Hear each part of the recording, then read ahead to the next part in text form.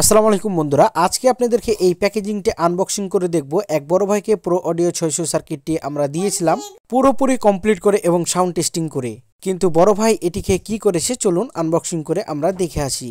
বন্ধুরা, প্যাকেজিংটি দেখুন। এই প্যাকেজিংটি আমাদের হাতেই করা। মূলত পরবর্তীতে এই কস্টিপটি জড়িয়েছে যে ভাইটি সার্কিটটি পাঠিয়েছে। মূলত সার্কিটটি দেখুন।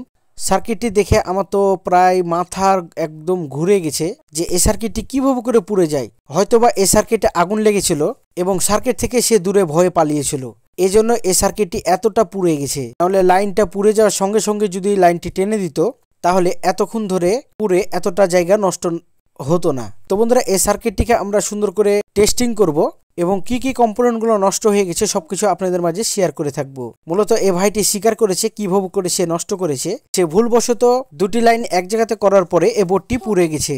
এই বোর্ডটি ঠিক করার ভিডিওগুলো আপনাদের মাঝে অবশ্যই শেয়ার করে থাকবো। ধন্যবাদ সকলকে ভিডিওটি দেখার জন্য। ভালো থাকবেন। আসসালামু আলাইকুম।